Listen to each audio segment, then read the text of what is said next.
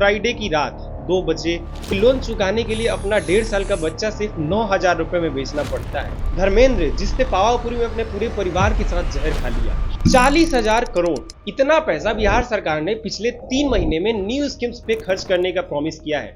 लेकिन इन चमकदार वादों के पीछे एक ऐसी गहरी सच्चाई है जिसको सुन करके आपका भी दिल हिल जाएगा। इलेक्शन से सिर्फ 45 दिन पहले सत्ता पक्ष और विपक्ष दोनों मिलकर बस एक ही गेम खेल रहे हैं, जनता को पागल बनाना और मुफ्त की रेवड़ी का सपना दिखाना।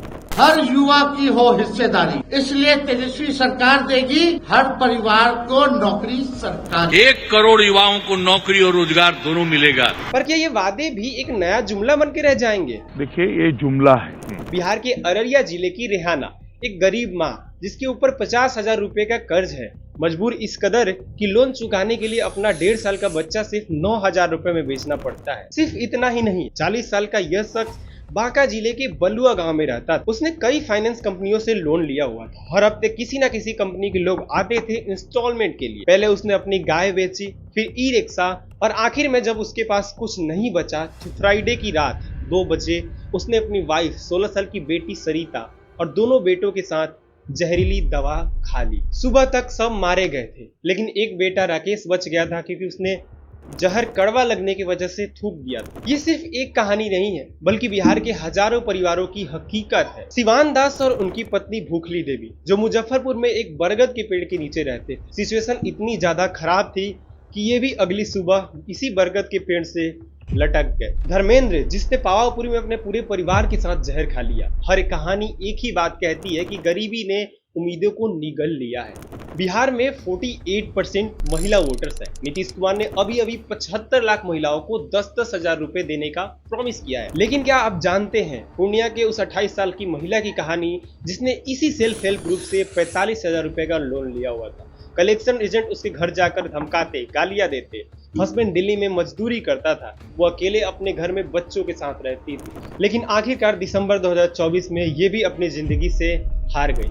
सितंबर से अब तक बिहार में स्कीम्स की बाढ़ आ गई है। बेरोजगार युवाओं को 1-1 हजार रुपए मिल रहा है। महिलाओं को पहली किस्त में 10-10 हजार रुपए मिल रहे हैं। 125 यूनिट फ्री बिजली मिल रहा है। तो सवाल उठता है कि क्या ये योजनाओं की बाढ़ बिहार में तरक्की लेके आएगी या फिर कोसी और गंगा की तरफ बिहार को बहा ले जाएगी?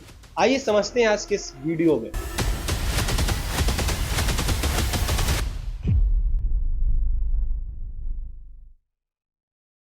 बिहार के 40% वोटर 18 से 29 साल के हैं, लेकिन रियलिटी क्या है? हर दिन हजारों युवा सर्वाइवल के लिए घर छोड़ करके चले जाते हैं दूसरे स्टेट्स में जॉब्स के लिए। सीएजी के रिपोर्ट के अनुसार बिहार का कुल कर्जा 2.85 लाख करोड़ है, जो कि स्टेट के जीएसडीपी का 33.42% है। यानी कि हर बिहारी पे लगभग 21,773 रुपए का कर्जा है।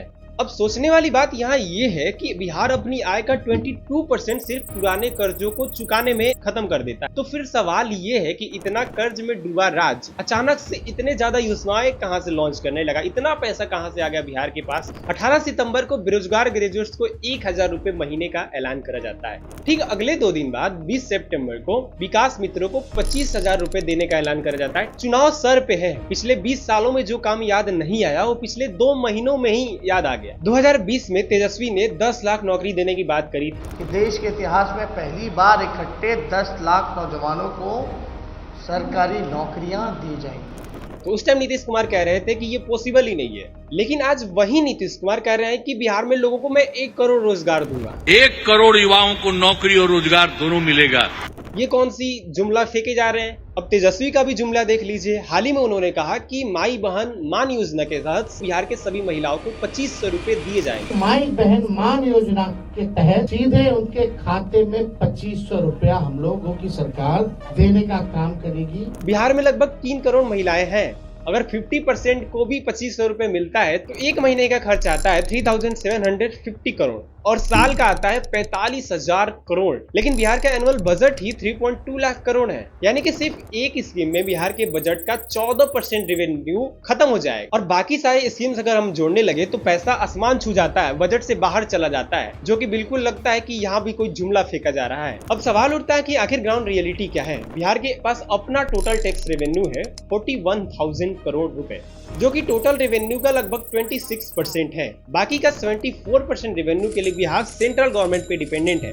और जैसा कि आप जानते हैं कि अभी सेंट्रल में और बिहार में दोनों जगह सेम पार्टी की गवर्नमेंट है, लेकिन अगर बिहार में दूसरी पार्टी की गवर्नमेंट आई तो फंडिंग रुक सकती है बिहार के लिए, जिससे ये सारे स्कीम्स कोलैप्स कर जाएंगे। और सबसे बड़ी बात, पिछले 5 सालों में बिहार ने एजुकेशन पर जीएसडीपी का 3.7% खर्च किया है, जो नेशनल एवरेज से 4.3% कम है। हेल्थ पर खर्च किया है 1.6%, नेशनल एवरेज से 2.1% कम है। तो सवाल ये है कि बिहार के पास अपने ही बेसिक फैसिलिटीज पे खर्च करने के लिए पैसे कम पड़ रहे हैं, तो ये फिर फ्रीबीज के लिए पैसे कहां से लाएंगे? 2025 की इलेक्शन में 48% महिला वोटर्स है और इसी को लुभाने के लिए दोनों पार्टियां गेम खेल रहे हैं। एक तरफ तेजस्वी माई बहन सम्मान योजना ला रहे हैं, तो दूसरी तरफ नीतीश कुमार 10-10 हजार रुपए सबके अकाउंट में डाले जा रहे हैं कि कैसे भी करके वुमेन्स वोटर को अपनी पाले में किया जा सके, क्योंकि इलेक्शन जीतना है। युवा वोटर्स भी अच्छे खासे हैं, तो उनको टारगेट करने के लिए मल्टीपल स्कीम्स चलाए जा रहे हैं। और अगर इन स्कीम्स को पॉलिटिकल गेम थ्योरी की तरह देखें तो ये एक डिलेमा बन गया है,